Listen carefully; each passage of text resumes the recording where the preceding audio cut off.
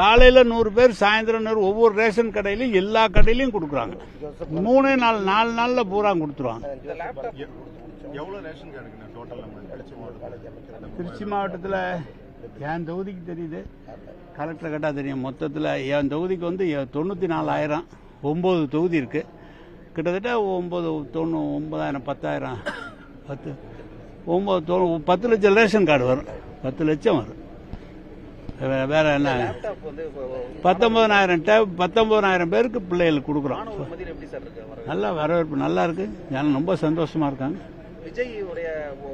கடைசி இதுக்கு முக்கியமா இதுக்கு இந்த தணிக்கை இதுக்கும் வந்து திமுகவுக்கும் சம்பந்தம் இல்லைன்னு வைகோ கூட சொல்லியிருக்காங்க தொடர்ந்து. ஆனா மாணிக்கம் தாக்கூர் உள்ளிட்ட காங்கிரஸ் எம்பிக்கள் வந்து ஜனநாயகத்துக்கு வந்து ஆதரவா, அதாவது அந்த படத்துக்கு ஆதரவா கருத்துக்களை தெரிவிக்கிறாங்க. ஜனநாயகத்தை வந்து மிரட்டல் விடுறதா இருக்குது அப்படின்னு அதை எப்படி பாக்குறீங்க sir? Central government censor board வச்சிருக்காங்க. இதுக்கு எங்களுக்கு என்ன சம்பந்தம்? அவங்க கொடுக்க போறாங்க, அவங்க வாங்க போறாங்க. எல்லா பணம் ஜெயலலிதா காலத்தில் கூட நடந்தது. அவர் போய் கேட்டுக்கிட்டாரு. இதெல்லாம் எங்களுக்கு அதுக்கு என்ன சார் சம்பந்தம்? காங்கிரஸ் எம்பிக்கள் வந்து இதுக்கு குரல் கொடுக்கறாங்களே, எப்படி அமைச்சர் பாக்குறீங்க? தெரியல, எனக்கு ஒன்றும் புரியல. அவங்க கூட்டணி ஆட்சி அதிகாரம் அதை பத்திலாம் எனக்கு தெரியல. அவங்க என்ன எதனால குரல் கொடுக்குறாங்க, விஜய்க்கு அவருக்கு எப்படி இருக்கு என்னெல்லாம் தெரியாது. எனக்கு தெரியாத விஷயத்த நான் போய் சொல்லிட்டு நல்லா இருக்கேன். அமித்ஷாவோட இபிஎஸ் சந்திச்சிருக்காரு. தொடர்ச்சியா அவங்களோட கூட்டணி வலுப்படுத்துறான வேலைகளை பாக்குறாங்க.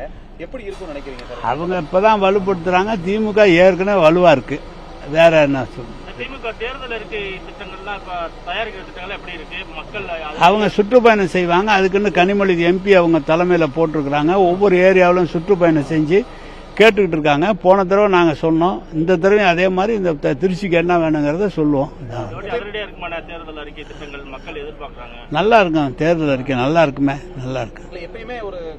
திமுகவில் தேர்தல் அறிக்கை என்பது கதாநாயகன் சொல்வாரு. அதை நம்பிதான் தேர்தல் இருக்கு. நல்லா இருக்கு. கடந்த முறை போல வந்து இந்த முறை வந்து இந்த தேர்தல் வாக்குறுதி முக்கியமா அந்த அறிக்கையில கதாநாயகன் சொல்றீங்க. அதிக அளவுல வந்து இலவச திட்டங்கள் சார் 540 தேர்தல் அறிக்கையில கிட்டத்தட்ட 80-85% நிறைவேற்றி இருக்கிறார்.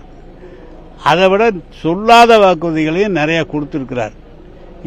அவ்வளவு நெருக்கடி, ஒன்றிய அரசுடைய நிதி நெருக்கடியில இந்த திட்டங்கள்லாம் நிறைவேற்றப்பட்டிருக்கிறது. எனவே அவர் சொன்னதெல்லாம் ஓல்டு பென்ஷன்லாம் இன்னைக்கு கொடுத்துட்டாங்க. அதோட 3000 ரூபாய் பணமும் பொங்கல் கொடுத்தாங்க, லேப்டாப்பும் கொடுத்தாங்க. உங்களுடைய கனவு என்ன நீங்க சொல்லி எழுதி கொடுங்க, நாங்கள் வருங்காலத்தில் அதை நாங்கள் நிறைவேற்றுவோம்னு சொல்லி நாளை காலையில் முதலமைச்சர் அதை உருவாக்குறார். எனவே சொல்றவங்க குறை சொல்றவங்க சொல்லிட்டு தான் இருப்பாங்க. அதுல ஒன்றும் இல்லை. ஆனால் தலைவர் அவர்கள் சொன்னது போல படிப்பை நீங்கள் பாருங்கள், நாங்கள் உங்களுக்கு காத்திருக்கிறோம், நானும் வெற்றி பெற்று வருவேன், நீங்களும் வெற்றி பெற்று வாருங்கள் என்று சொன்னதே அதுதான் நடக்கும். மக்கள் ஏற்றுக்கொண்டிருக்கிறார்கள். இவ்வளவு நாள் விட்டுட்டு இப்ப இபிஎஸ் அவர்கள் போய் கவர்னரை சந்திச்சு திமுக மீது ஊழல் புகார் வச்சிருக்காரு. அவர் ஒரு ஆள் சொன்னார், அந்த ஒரு நிருபர் சொன்னார், அவர் சும்மாவே இருக்காரு அப்படின்னாரு. அதனால போயிருக்காரு. உள்துறை அமைச்சரும் பிரதமரும் தமிழகத்துக்கு அடிக்கடி வருவாங்க. அது வந்து அதுவும் இல்லாம முதல்வர் அவர்கள் குறிப்பிட்டிருந்தாங்க. இந்த தடவை வந்து அதிமுகவுக்கு ஒருவேளை அவங்க வாக்களித்து வெற்றி பெற்றால் அது வந்து பிஜேபி தான் ஆட்சியை வந்து செய்யும் அப்படின்னு சொல்லியிருக்காங்க. நடக்காத விஷயம் அதை போய் பேசி நடக்கவே நடக்காது. வணக்கம். திமுக தான் ஆட்சிக்கு வரும். வணக்கம்.